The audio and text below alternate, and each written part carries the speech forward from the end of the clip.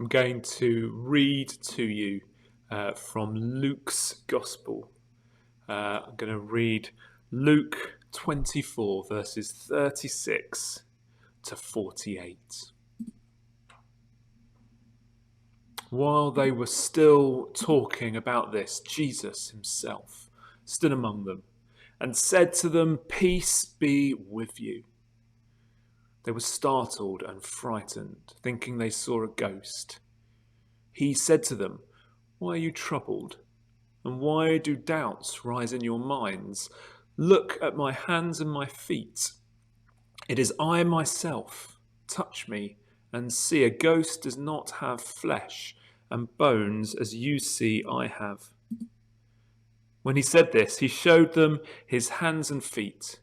And while they still did not believe it because of joy and amazement, he asked them, "Do you have anything here to eat?" They gave him a piece of broiled fish, and he took it and ate it in their presence. Then he said to them, "This is what I told you while I was still with you. Everything must be fulfilled that is written about me in the law of Moses, the prophets, and the Psalms." Then he opened their minds so they could understand the scriptures. He told them, "This is what is written. The Messiah will suffer and rise from the dead on the third day, and repentance for the forgiveness of sins will be preached in his name to all nations, beginning at Jerusalem. You are witnesses to these things." I wonder what has been on your mind. What have you been thinking about this last week? My thoughts have been really in three different directions. I've been thinking about and praying for the royal family and the Queen and the nation as there's this kind of big change. And I'm praying for all who mourn after the death of Prince Philip. I've been reflecting on resurrection and the story of Easter, and the hope, the move from Easter to Ascension to Pentecost that we kind of walk through every year at this time as God's people.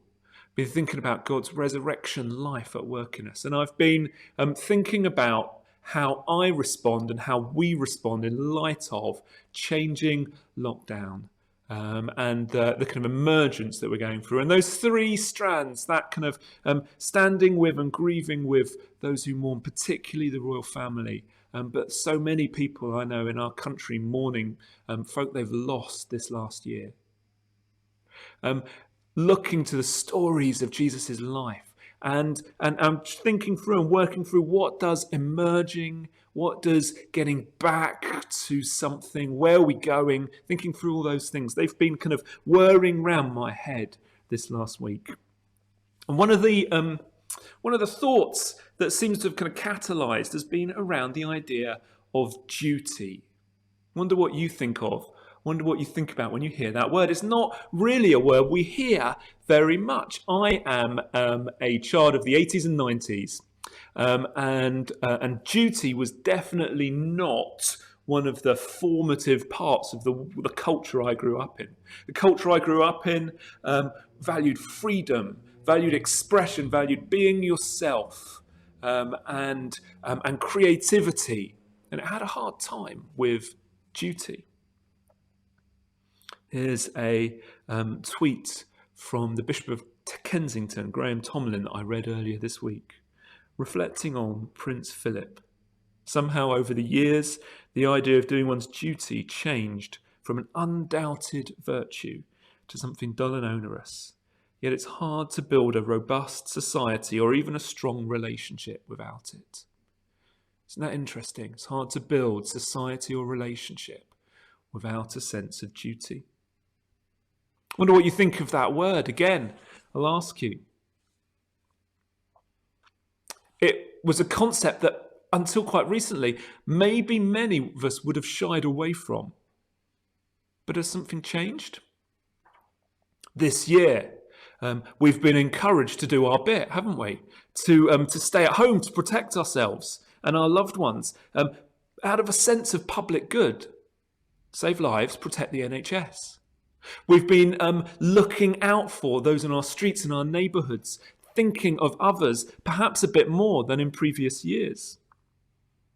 Do you remember last year when we applauded? What were we applauding?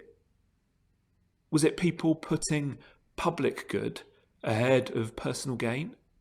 NHS members, key workers, teachers, doctors, nurses, others that have just kept things going at their own cost.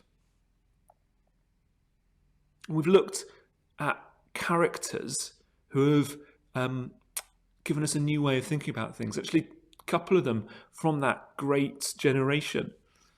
Think about Captain Sir Tom and the response to him over the last year.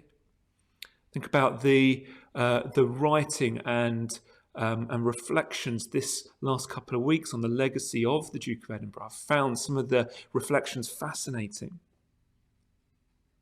Perhaps this year we've realised that the idea of duty isn't as out of date as we thought. Perhaps we've realised that the idea of duty actually has resonance and necessity for us. Although maybe that's still not a word that you're comfortable with. I know that it has all sorts of other connotations. How do you feel about that word? What about if we softened it slightly? How do you feel about the idea of a call? What do you think about purpose? What about responsibility? Personally, I believe that responsibility, the ability to hold and take responsibility, is the fruit of mature discipleship. Those who have been following Jesus and grown up into that are able to take responsibility and care for others. It's part of who we're created to be. I have a sense of responsibility for all sorts of things. For my family and my key relationships, we have mutual responsibilities there, don't we? For the church that I'm part of and I lead, and later today we've got our AGM and we'll be talking about what we're trying to do and where we're trying to go and how we're meeting our responsibilities. I have a growing sense of responsibility as a citizen of this planet and a child of the Creator for how we care for and nurture and protect creation. And that sense of responsibility, actually, I think I could call that duty, that sense of duty to care for the creation we've been given, prompts me to seek ways to practice simplicity, to practice cutting back, often on my own comfort and consumption. I wonder how you feel about these ideas: duty, purpose, responsibility. Has this year prompted a bit of a rethink about some of those things with you? In our gospel reading, Jesus talks to his disciples about two related things. He gives them two gifts. He gives them peace and purpose. Peace and purpose. I want us just to think about those for a few minutes together. The first thing Jesus gives them is peace. Peace be with you, he says as he appears in the room. We're told in the reading, did you notice it, that they were talking about something? What are they talking about? Well, two of Jesus' friends have just met him on a road, realised it was Jesus, run all the way back home, out of breath. They're telling the disciples, we've met Jesus. And they say, yeah, Peter has as well. And then suddenly Jesus is there. And he says, behind locked doors, peace be with you. The word he uses is a Greek word, eirene. And it's linked to the Hebrew idea of shalom. It's a common greeting. It's a very Jesus-shaped greeting. When he sends out the 72 in Luke 10, earlier in this gospel, he encourages them to use it as the greeting in every house that they go to. Peace be with you. And it doesn't mean just the absence of hostility or that everything would be all right, although there is elements of that in the word. What it means is a whole life, holistic, goodness and well-being, shalom, well-being, everything in the right place. Peace be with you. Luke tells this story and John tells this story, and in John's version of it, Jesus says it twice in the same short passage. Peace be with you. Peace be with you. It's like he really wants the disciples to hear this message, to receive this peace. Jesus brings to disciples who are scared, confused, bewildered, a message of peace. After all the changes and bewilderment and movement forward, how's your heart doing right now? Do you need to hear the message of Jesus' peace? Do you need an encounter with Jesus who has beaten death and so stands with you with whatever you've faced? Says, I know, I'm with you. Peace be with you. I was reflecting with a friend this week about what it's like being a dad. And we were just chatting a bit and talking about all the joys and all the sorrows that are associated with that, and saying sometimes it can be really painful. And you know, that's not an experience unique to being a parent, is it? Sometimes in life it can be really painful. It can be really hard. And Jesus doesn't promise an absence from that difficulty. But what he does promise is that in that difficulty, he will be with us and he will give us peace. Apologies if you're hearing a strange buzzing. They are cutting the hedge opposite us. Jesus offers us peace. And we're simply invited to receive it. So that's the first gift that Jesus gives his disciples. He gives them whole, complete peace. And then the second thing he offers them is a commission, a purpose. He gives them peace and he gives them purpose. He calls them to be a witness, to witness to what they've seen. He says, you are witnesses to these things. What are they witnessing? They're witnessing that someone was dead and now is alive. They're witnessing that everything that was said about Jesus in the Old Testament has come true. They're witnessing that death isn't the end of the story. New life begins because of Jesus. And what will happen to these disciples is they will pass that message on. And over the next weeks and months, if you follow Luke's story into Acts, you'll see that more and more people get to be witnesses of these things. More and more people discover that Jesus is alive. Actually, we're told in 1 Corinthians 15 that 500 people see Jesus alive at one point. And they pass this message on. They take seriously this purpose to be a witness, and they tell people Jesus is alive. This idea of being a witness builds and builds in the New Testament. Paul talks about how people witnessed his devotion to God as though they were witnessing God's work in Jesus. He talks about that in 1 Thessalonians. Peter invites his readers to always be ready to give an answer to anyone who asks them for the reason that they have hope. He does that in 1 Peter 3:15. Always be ready to give an answer to everyone for the reason for the hope you have.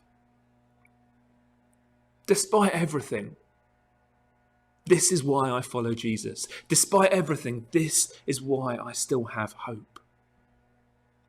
This word, witness, again in the Greek, is a word martys. And it is linked to the word that we still use today, martyr.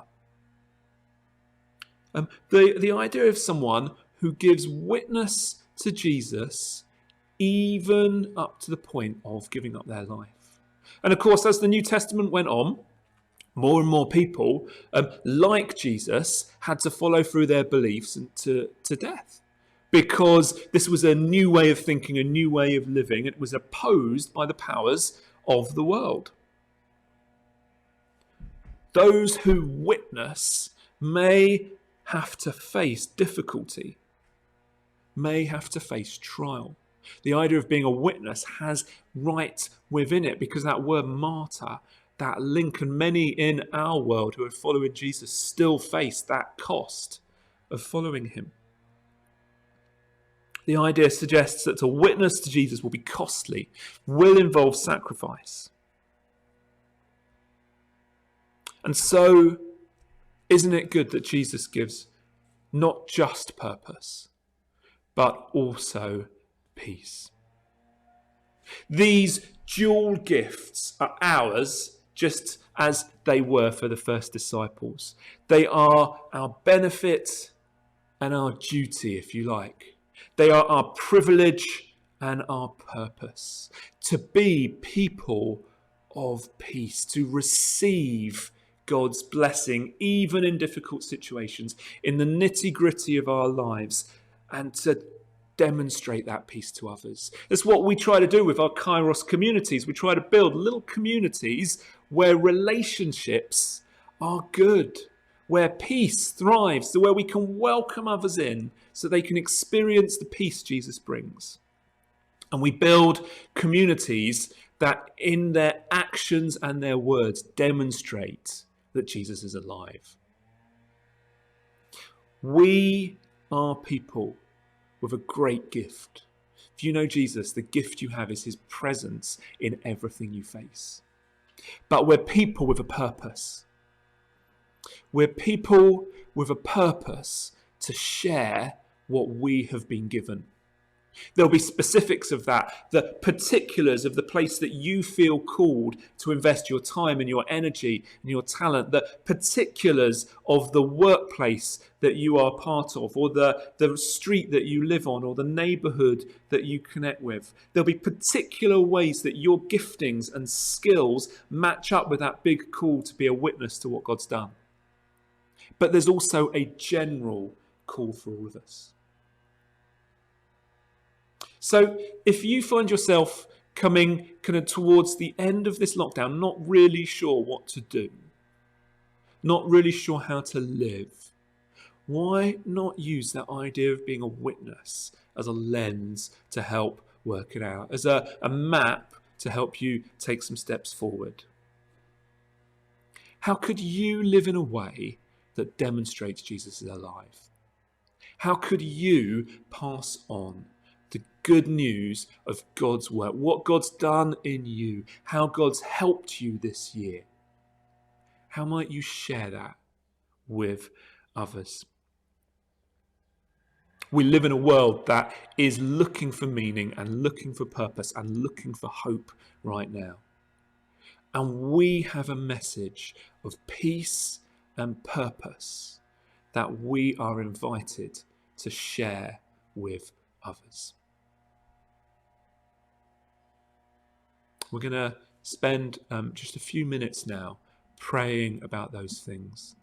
Some slides are going to appear, and you're going to be invited to go through some prayer acts for yourself, some things to do and some things to write.